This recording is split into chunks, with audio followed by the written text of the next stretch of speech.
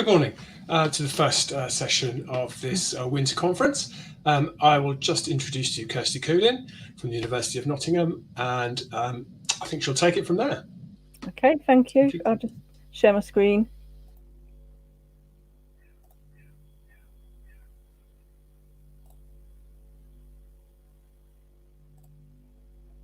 It's a bit slow. It'll get there. Right. Okay. Can everyone see my screen okay? Yep. Can you see my screen, Johnny?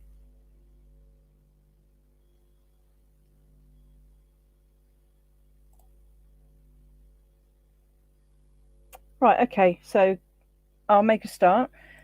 Right, so I'm going to talk to you today about everything really that we're all familiar with, I think, and it's really about the digital lockdown, what we've learned, and the post-pandemic practice that comes after that. I'm Kirstie Coolin. I'm a digital learning manager from the Health and E-Learning Media team in the School of Health Sciences at the University of Nottingham. I've got a Padlet, and hopefully Johnny can pop that into the chat as well. It's just the link, but I'd quite like you to put things in it sort of during the presentation, but I do have some sort of questions and prompts at the end that I'd like us to perhaps reflect upon.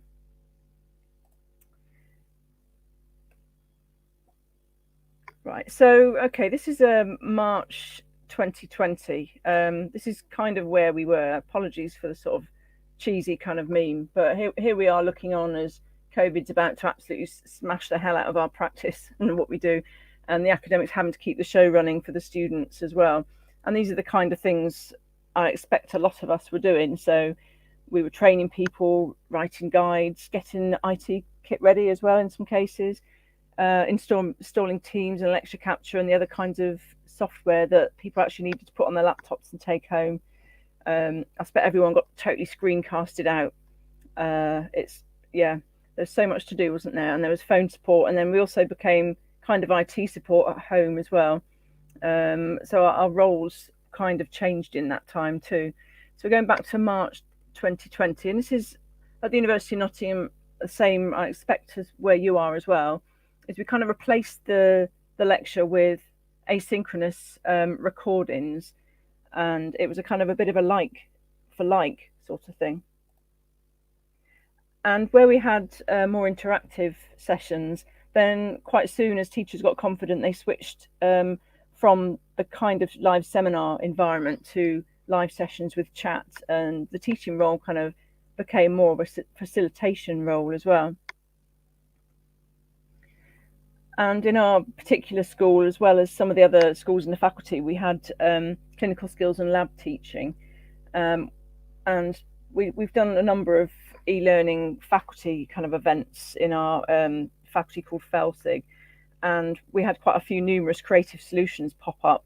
For example, we had some medical lecturers who actually set up a live stream studio with green screen in their house as well, and use kind of household items around the house to simulate clinical learning episodes.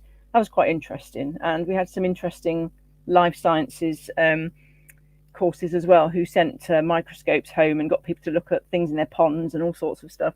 So people have been very creative. We also had the reality of what it was like, and I think in the midst of this all, we worked and lived at home. Some of our staff and students were volunteering.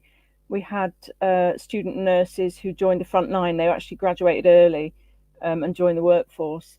And we've had people volunteering at vaccine centres and all kinds of things. And as we know, particularly think for those with younger children as well and caring responsibilities, it was fraught with a lot of difficulties and stresses. Looking after ourselves and looking after our families. So we've got all that to contend with as well. So I'll talk a little bit about what we did within the midwifery department. So during the period of lockdown, I developed 2 surveys with Rachel Best, who's the undergraduate midwifery lead. The first was with students who had to undergo the pivot with us. So they knew the staff, they knew the systems already. And we evaluated some of the changes that we'd made to make our systems like Moodle, Teams and Echo Lecture Capture more accessible and more seamless for the students. And then the second survey was with in June 21, and this was with brand new students that year who were actually inducted in lockdown at distance. So they joined us essentially as distance learning cohort. They didn't know any of the systems, we had to induct them all online. And we had the opportunity to evaluate kind of fresh, if you like, some of the changes further and refine them and present them back to colleagues. And also at the time in the midwifery department, they were developing a brand new curriculum, which started just in September. So that was something that had been ongoing before the pandemic, but was launched as well to these new students.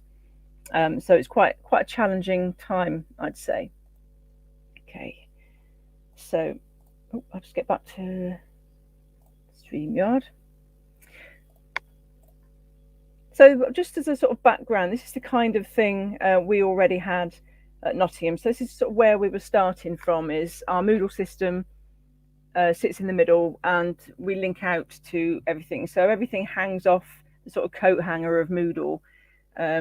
We were quite lucky as well. We've got a lot of e-learning objects existing, our reusable learning objects, all that kind of thing. And I'm sure you'll recognise some of these as well. So in using Moodle as the centre, but we also had other systems being introduced. I think the main one really was Teams. So we're looking at where we are, and we weren't in a bad place from that point of view. But also something, obviously it's going to be a theme today, is accessibility. And this is something that as learning technologists, we know a lot about, and we do take it very seriously. But obviously when there's a lot of things going on around it, some of these kind of principles might be getting lost within the sort of creation of content and delivering content to these students at a distance. So again, this is something that it's a kind of training issue, I would guess. And also what we had already was sort of 5 years of data on about 100 learning packages. So this was ongoing survey data that I built into existing blended learning resources, and they'd kind of just sit in the background. It was very, very light touch, but it would give us a sort of idea of other learning packages, the right length, what do students like, what they don't like, and they rated them. So I picked obviously the best ones to put on this slide that they really like. But actually this is absolute gold, what they've put in to this, and it's kind of fed into the sort of changes that I've made. But the challenge, I think, is getting that kind of learning out and about to people as well. So that's kind of where we were. We also had a lot of media content within midwifery, and we had a YouTube channel. We have a YouTube channel. I'll just go back, sorry. We've got quite a few bits and bobs, and the latest ones we put on there are actually hand washing, which was quite convenient, really. That was about January or February of 2020. And just to show you some of the stats, they've gone through the roof, really. You can see in March, these are being used worldwide, and actually about half of our our users are from India as well. So you can see it went mad there about March and actually October, and that was a period of lockdown, I think, as well. And you can see it creeping up again. So it's something we had already and that we had open to the community as well. And what Rachel Best and I decided to call this, what we were doing, we call it the Agile improvement cycle. So we drew a kind of map to say, this is where we pivoted here. This was all the pre-lockdown stuff going into this. So we're using our existing knowledge and content. And then we're making changes to Moodle and Teams here, because obviously we had emergency timetables, things were going straight onto Teams, things were going onto Echo and all this kind of thing. So the first survey and focus groups were here. We implemented these new changes for the existing and the new students who came the September of 2020, this first cohort. And then we surveyed them earlier in the year here. And then again, implementing these recommendations. And they were just in time as well to put into some of the new curriculum stuff. And there's a project going on at Nottingham as well within our school to look at more Moodle standardisation. So hopefully this will be able to feed into that as well. Just as a sort of interest thing, really. These are some of the things that we were either doing already and we wanted to keep and consolidate, or there's some things perhaps weren't working. But these are the kind of principles that we keep within Moodle. the main problem they had was navigation between lots of different systems. And they don't always join up. Sometimes they do, sometimes they don't. So we need to keep it kind of as seamless as we can. Again, using Moodle as this kind of central service to hang everything from, and that included the kind of timetable format as well. And having consistent course layouts for the program, which is we were kind of doing anyway, but within each module, I included a lot more e-learning digital system support as well. So there's consistent information about where the teams are, how to get the teams, that kind of thing, the teams recordings as well. And keeping a weekly format and collapsible topics, which we already had. But what we didn't have was a schedule of activities. So instead of just topics, we actually replicated some of the timetable within there. And it was a bit of a bit more long-winded to do, but actually students appreciated it a lot, and the teachers did as well, because they could see exactly where we were, like week by week, as we came through that lockdown. Also, just above that, as you might already know, you can link out directly to a Teams channel, which I'll talk about Teams in a minute. And also, we already had these kind of digital sort of avatar markers for kind of different types of activities. So we updated those to include the new activities that we've got, and also putting in like a lot of more inline help and support. So little screencasts, using Teams as a central place for the students to give them more support as well. And that was for staff too. So this is just a couple of screenshots from one of the modules. So you can see we've got collapsible topics with quite a clear timetable info, and these little avatars there, and the self-directed learning if we've got that. And this is just a standard support page as well. And again, this is something we were doing already, but it comes back to accessibility, is having different options. So they'll have captions, which are automatic now, although they're not fantastic. And also let them download audio if there's an already recorded presentation, which I think actually our lecture capture system allows you to do now. So some of them can listen to it offline if they haven't got fantastic connections. So Teams was a big deal for us, and that's something that people hadn't really used before. So we had to think of a good way to use it with our cohorts. And this, what we did, actually emerged out of our teaching staff and a couple of things they did that we managed to get kind of more consistent across the program. And I think this is important, so they don't have to think too hard about the technology, but they can just go in and dive in. They already know where things are going to be. So what we did was had a team per cohort per course, and use a kind of, again, a visual sign. So we've got colours for different years, and we've got the staff member on the Teams tile as well, so they can sort of see at a glance who they've got. And numbering the topic channels so they represent the same order that's in the timetable as well, and using obviously 0, 1, so they actually appear in the right order on Teams. And then within each of these, the staff will add their they'll add their session as a Teams meeting within each channel. So we link directly to that channel from Moodle. So if they're in, I don't know, doing the fetal skull, for example, on Moodle, they'll have a link to the fetal skull Teams channel, and that means they can directly see that and see exactly where they are. And that's worked really well. Another thing came out of some of our surveys was students wanting to see the face of the teacher, which makes sense really, but the teachers perhaps hadn't considered that in a kind of massive rush to go online. So after that, we kind of put the undergraduate lead, Rachel, put in place a stipulation to say, actually, can you make sure you record yourself as well when you're talking? And we've got one teacher who's very, very hands-on, and she actually sat there with her own flip chart at home, writing things on it as well. And students really like that kind of that approach. So things did evolve as we went on.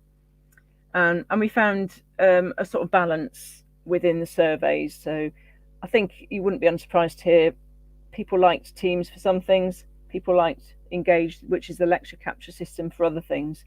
What they liked, I think, was a bit of a balance, and they appreciated the ability to sort of stop-start a clean echo recording, and to bear in mind too that when you've got an hour recording or half an hour recording, they're probably going to spend twice as much on it when they're engaging with it, which is writing notes and stopping it, thinking about it. And if you've got some prompts as well for them to consider within the video, then obviously they're going to be engaging with it for a bit longer. So it was important not to just dump lots of stuff onto them. And I think we know that as learning technologists, not to kind of put too much into the learning. Like, here's another thing to read, or it's going to take you another hour. You've got to bear that in mind. And students were at home the same as we were, probably getting very fatigued by it all. Also, this is one I did on the second survey, and I wish I'd done it on the first one as well. But I was just interested to see what sort of devices people were using for what kind of activity. And obviously it helps you when you're designing activities to know what people are using. So it looks like we've got a tablet user, a consistent, maybe not totally consistent tablet user, but the majority are using a laptop or PC, which is obviously probably the best tool for the kind of most of the sessions. But then when they had the Teams chats, they would come in using more mobile devices. Obviously it's not a huge sample, but it was interesting for that course. And when I've previously I've done kind of hands up surveys with first years, they'll pretty much always say that they mainly use a laptop or PC or Mac for their main activities. And we also had general recommendations. So this was built up over the surveys from the last few years, and there's just a few key points I wanted to put in about that. So vary the digital learning activities. I think with lockdown, obviously we had quite prescriptive, right? We're going to have these systems being used because it was easier for the university to be able to support those. But actually, in reality, there's a bit of reading, a bit of video, some quizzes, something like that. So it's varied and it suits students in different ways, and they've got a choice of how to access things. I think that's something, that's a general recommendation, but I'm keen that we kind of don't lose that. And again, don't overload the e-learning, because that's when students will say, oh, this took me far too long. And those surveys were useful, that ask them what sort of time was it taking the time expected. And we also make sure in the blended learning content that we have a time set for each activity, so they can see, all right, you want me to read that, but you only want me to spend half an hour on it, or they'll prescribe the sort of reading to do. If they just want you to be aware of it, or if they want you to actually read it properly and make comments. And regular consolidation of learning, they do respond well to that. And I think especially being at a distance, is having that kind of regular feedback that they're on track is important. And we've had quite a lot of good use of Microsoft Forms coming out, particularly in our vet school, who were using Microsoft Forms as you might use a Kahoot or Socrative as a kind of student engagement tool during the session as well. And I think those kind of techniques to keep students engaged during those team sessions have evolved, and we've had some really good practice coming out as well, just to make sure students are kind of paying attention and they're still there. Also try and incorporate some tracking and feedback into the design. Obviously, about 5 years ago, I put that feedback into the design of the blended learning, and actually it's really paid off. So having that kind of knowledge and information, obviously we didn't know there was going to be a pandemic, but it does pay off just to have an idea of where you're at all the time. And you can also give kind of quite direct improvements to students as well. I've always thought, well, if you can offer audio as well as video and subtitles, just offer them an MP3 that they can pop on while they're doing the ironing, or say driving the car, probably on the bus would be better. And offering the sort of bite-sized video of a high quality. What lockdown meant was everyone went home and recorded on their laptops using either PowerPoint or the Echo personalized capture software. And they were good recordings that they were doing. And we'd already done some of those within the blended learning. And I think that's something the students have kind of got used to, but they're not necessarily going to get when they're back in the classroom. They might get a recording of the classroom, which is often quite variable with the sound. And also just giving them short intro videos to topics and courses, making it personal, having the person's face on there, just to make them feel like they're more connected to the learning community. I've got some links on there. I'm not sure if they're accessible, but I think if you're interested, then just let me know. Okay, so we're going to fast forward a little bit now. So it's December 2021. obviously we've got Omicron as well, which is a bit dubious, isn't it? We're mostly back in the classroom, or we were anyway, and we're recording lectures in the classroom. Teams are still being used, so we are continuing to have that kind of blended approach, particularly for tutorials, and actually means the students' time is perhaps better used, so they don't have to travel in just for an hour. And also we're building upon the sort of good practice on the virtual learning environment enhancements and the new collaboration engagement tools, the MS Forms, the kind of Padlets, that sort of thing. So this is, I think, where we are at the moment. But I think what I'm interested in is, where have we pivoted to? So we were kind of thrown in the air, spun about, and then landed somewhere. But I'm interested to kind of know where we are really, and where you are, where we are as a sector, and what we can do from now on. So I'm going to just put a few questions down, and if you could go into the Padlet link and just have a think about where you are as well, and put some comments in, that would be really good. And then we'll review that in about 5 minutes as well. So these are the kind of things I've been thinking about, and this is really in discussion with colleagues, what is back to normal.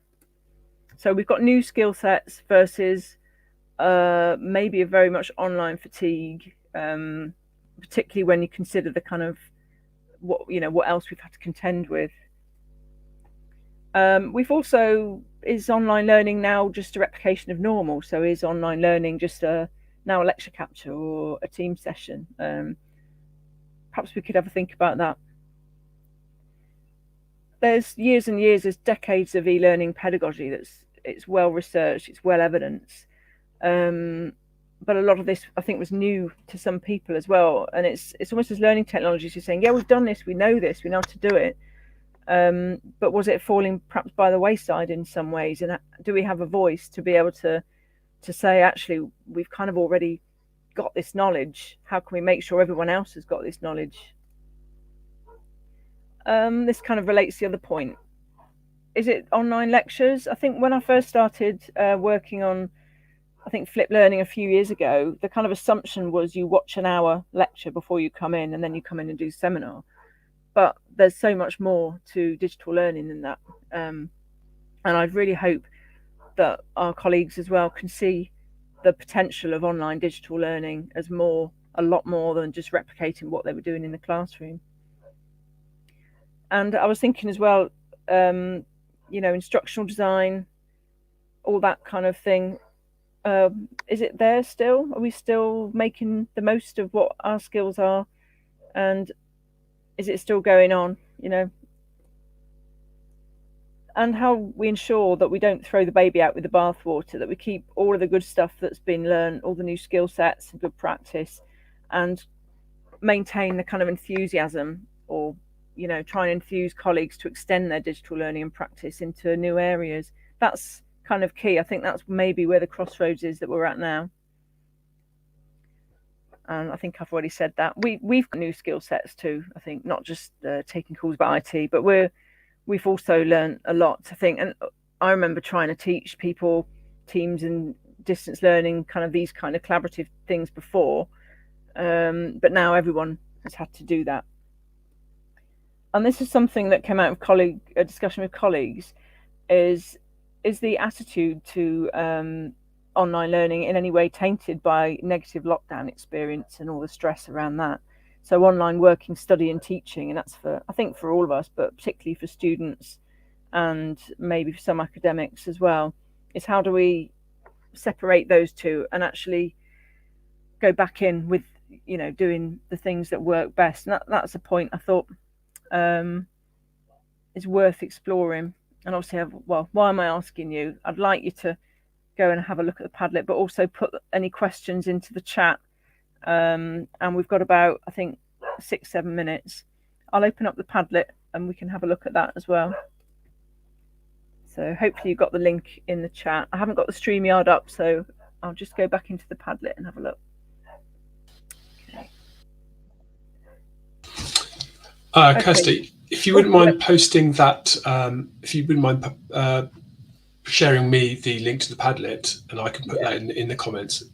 Thank Oh, you. okay. I think I put it in before you joined. It's not there. Yeah, there you go.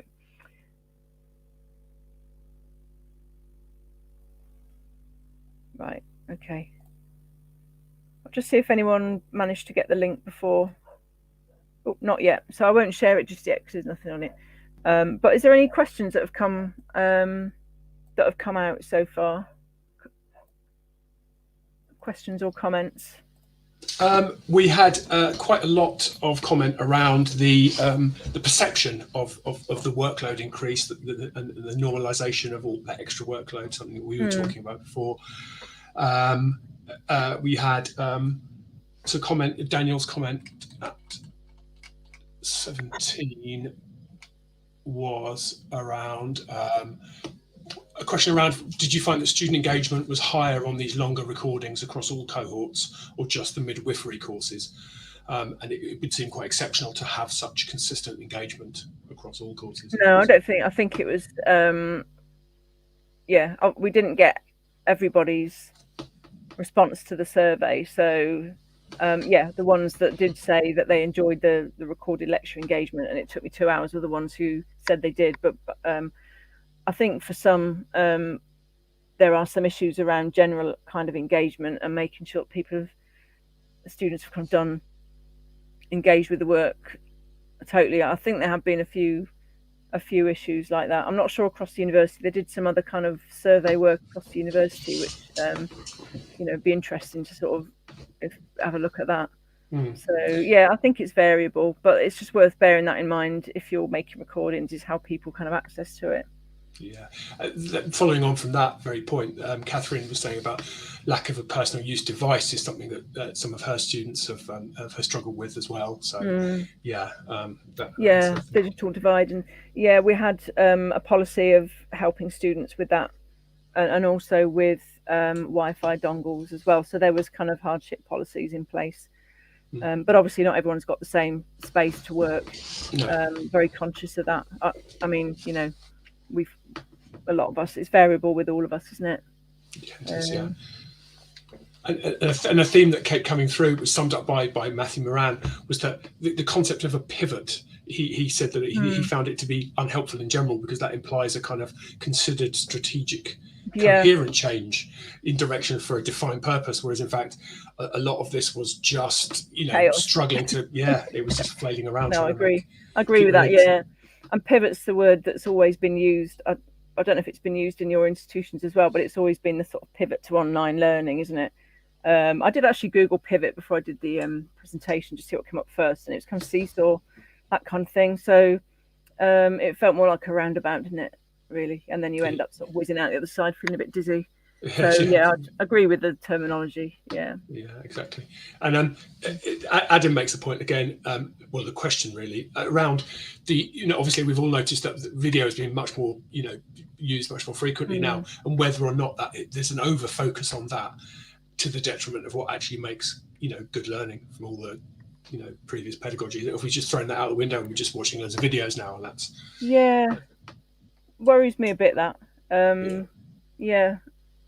I don't know. It's just kind of getting people in the headspace where they've got some time to actually think about this stuff more deeply. I think everyone's been working on, on gas, really, haven't they, for a bit? Yeah, it does seem that way. Yeah. So maybe the dust needs to settle a bit as well. I don't know what other people. There's loads of stuff coming up on Padlet. It's fantastic.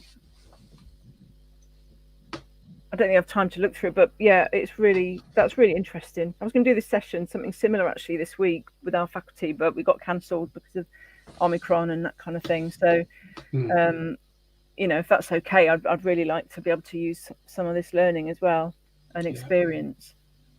Yeah, and Jen asks a very pertinent question just recently around getting a picture around students' expectations of what they want and need from this post-pandemic learning experience, because often the focus has been on how it's kind of not delivered. You know what I mean? How it's been delivered, and maybe not quite so much on how.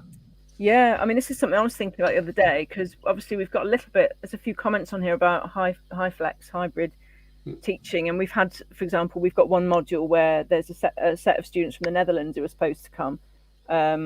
but they couldn't make it over in the end because it didn't get time to sort it out. So they've had to go in and do hybrid with Teams, where you're sort of teaching through Teams and recording it that way. And we've got some guidelines for that as well, but it depends on the classroom and what sort of technology you're in there. But I can imagine students actually quite liking that approach. Is that something that universities should offer a bit more?